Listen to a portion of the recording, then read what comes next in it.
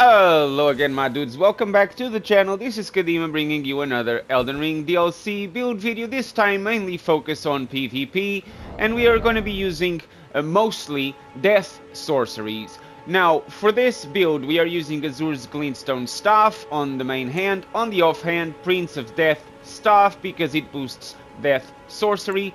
The reason for the Azur's Glintstone Staff is because it's got a passive effect that reduces casting time of all sorceries, although we'll be consuming additional FP. Now, on the main hand, we also have a Magic Misericord, just in case I manage to use the Gilded Iron Shield to parry someone, in case first we ran out of FPs and we got no more flasks, or if they're just running R1s in our faces with patas or rapiers or anything that can easily be parried. That will be the change that we'll go through. For the armor, we are using the Fire Knight Helm, this mainly because it slightly increases maximum HP, stamina and equip load. Blades armor for the style, Lionels, Gauntlets and Greaves.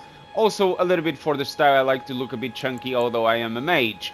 For talismans, Graven Mask Talisman, which greatly raises potency of sorceries. Radagon's Icon, shortens spellcasting time. Godfrey Icon, because most of the death sorceries can actually be charged.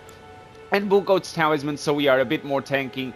And we got, with this, equipped 89 poise, which will be nice. So we can sustain a little bit of damage and maybe try to do some trades if needs be. For the stats, I am level 151. Vigor at 55, Mind at 20, Endurance at 26, Strength at 14, Dexterity 13, Intelligence 65, and Faith at 30. Faith is at 30 because one of these spells actually requires 30 Faith to use, and that's the reason why we went with that number. Now, taking a quick look at the spells, I'm using the Ancient Death Rancor, which just chases people around.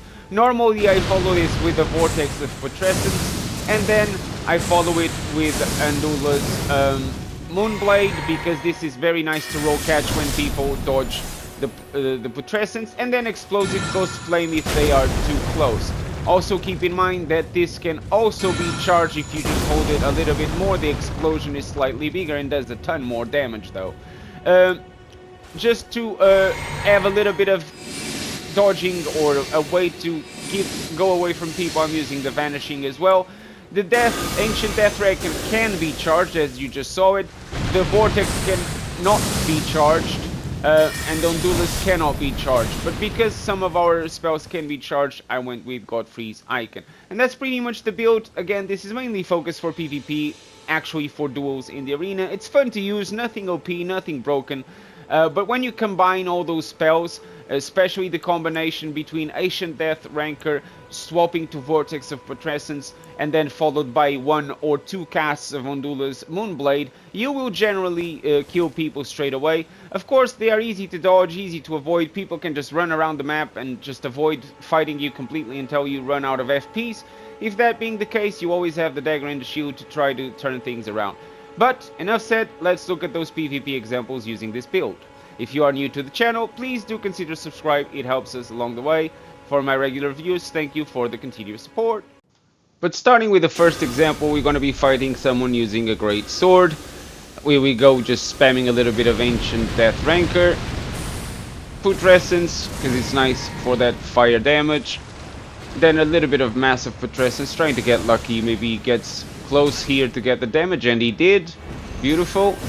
I actually got hit here. At this time I was still trying to make use of the Rings of Spectral Light and Death Fear's Mist, but they are not very good for the arena. They're quite easy. No one's gonna walk into the mist, that's number one. And second, the rings first don't even do that much damage, and second, they are quite easy to dodge. But the explosion gave us the win, and that's what matters. Now for the second duel, Ancient Death Rancor, as I said, 2 or 3 casts. Unfortunately, because we consume extra FPs, we have to recharge our fuel straight away. Then we're gonna go with the explosion, which was fully charged. It does 1114 damage, and he decided to stay in the flames, which is good for us, because it takes a little bit of extra damage. And then Vortex, trying to get him to come to us, and we got the win combined with the Moonblade. Next fight, we're gonna go with some Ancient Death Rancor, as usual. Some fights are longer than others. As I said, it depends a lot on how quickly, on how your opponents engage. If they just run away without trying to hit you, the spells will eventually just disappear and you're not gonna do any damage. But if they try to engage, things tend to be a lot quicker. So that was a nice vortex for 800 damage, and the second vortex to finish him off, combined with the Moonblade. Now this is going to be a very quick one, as you are about to see, and I actually managed to fight this guy more than once, and I'm not sure he learned the lesson the first time, because as you can see, everything just hit him in the face, and then I just finished him off with the Moonblade. He didn't even try to dodge, because he wanted to just attack me. This one is going to be an equally fast one. Death Rancor, Vortex combined with the Moonblade, and a second Moonblade cast, and he's just finished. Again, same guy as before, again with the Rancor, Vortex, Undulous Blade, everything hits at the same time, and then the second blade finishes him off rather quickly. GG. Now this poor fella also, the first round was quite quick. I managed to finish him off straight away because he was trying really hard to hit me with that Holy Blade cast.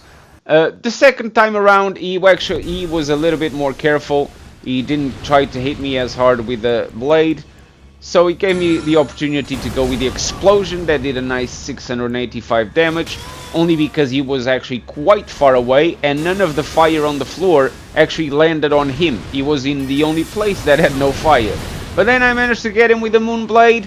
He's insisting on that. Unfortunately, both of us had ran out of FPs. Again, some Rancor, try to get some damage going.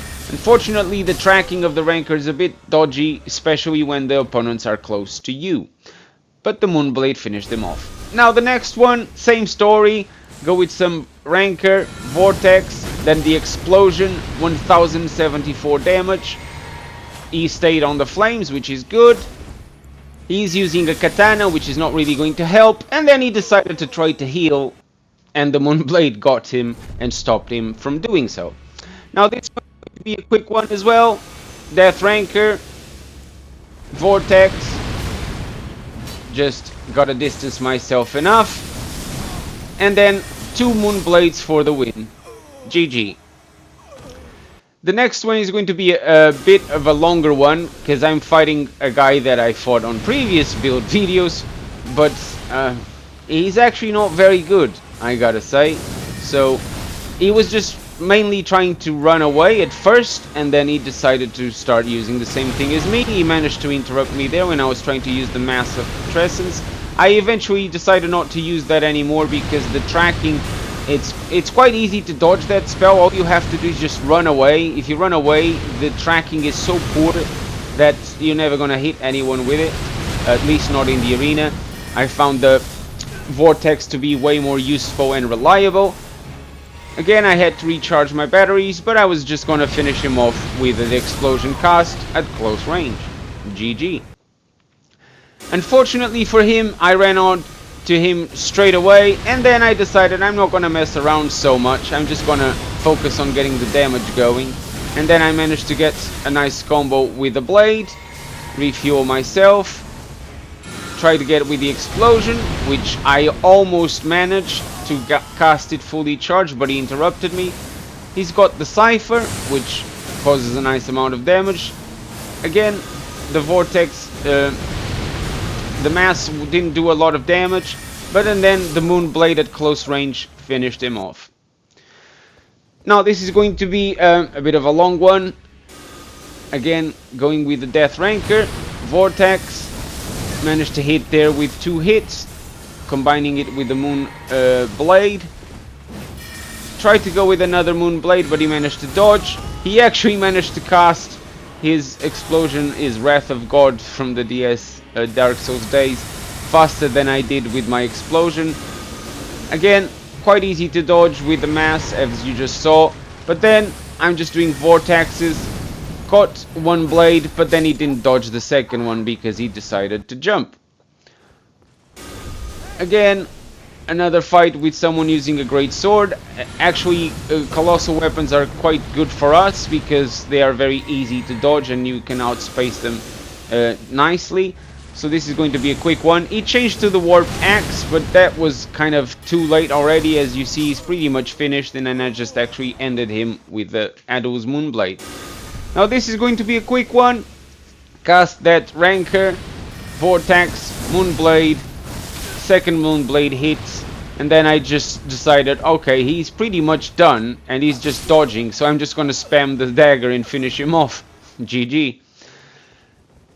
Another person using a great sword, which is good for us, as I just explained. Easy to dodge, gives us enough time to outspace them and then cast something like I just did here with the Vortex. That does a nice 700 damage, and then the Ghost Flame Explosion does a nice chunk of damage as well. Ancient Death Rancor, another Vortex, and then Adula's Moonblade to finish him off and get the win. Next one is actually the last fight, and this was definitely the longest of my fights. I actually fought Sleepy Cheapy more than once with this build. I won one, he won one, but both were long fights. As you can see, I was managed to get some damage going, despite him using the Pata, which is quite the counter for this build.